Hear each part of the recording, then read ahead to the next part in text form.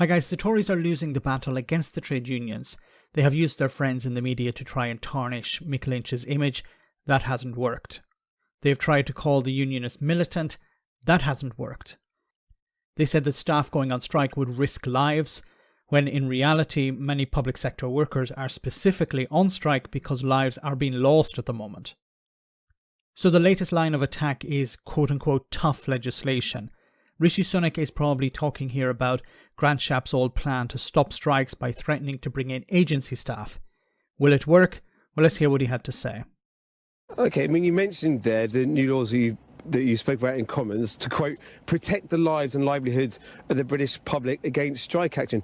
What new laws, Prime Minister? Do you have any details or timings? No, we're looking at everything right now at pace, but my priority is going to be to protect lives and to minimise the disruption on people's lives. So the government is trying its best to act reasonably. That's why we've accepted in full the recommendations of independent bodies who make the recommendations to the government about pay settlements in the public sector, and often those pay settlements have been higher than what many people in the private sector are receiving, but the government accepted them in full to be reasonable, to be fair. But it's right now that we also look to minimise the disruption on people's lives, and that's why we're looking at tough new laws.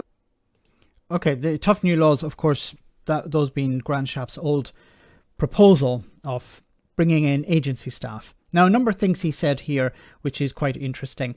He compared the public sector and the private sector. But if the public sector are getting better or are demanding more, it's probably because they have trade unions behind them.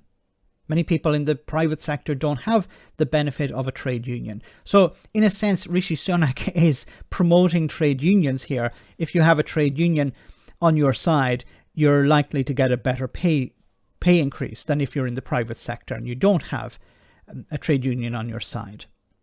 So maybe he's inadvertently encouraging people to join trade unions.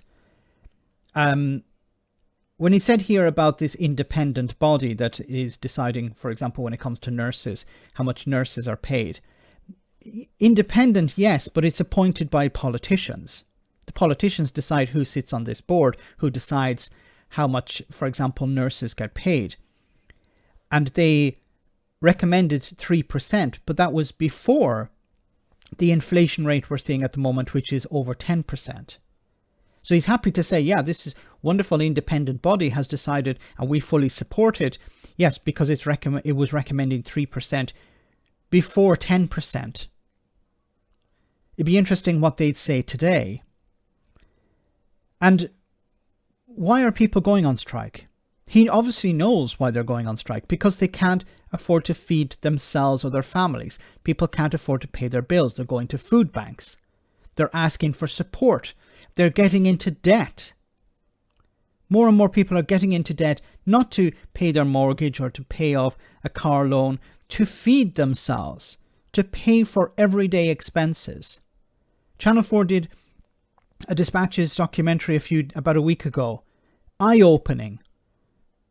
People who are on universal credit, £600 or £700 a month, with debts of £20,000. In a desperate situation, people who are looking at their gas and electricity, gas in minus, electricity 60 or 70 pence. What are they supposed to do? They're demanding better conditions as well. They don't want people to die. In the NHS, people are not arriving in hospital because of the backlogs.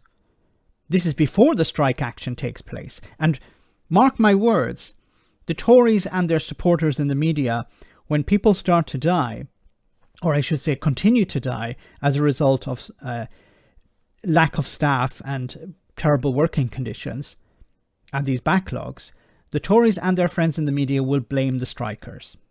When, of course, these problems have existed long before industrial action.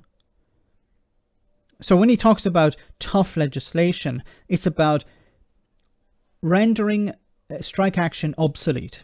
You can go on strike, we don't care, but we'll just bring in agency staff. And I think P&O Ferries was the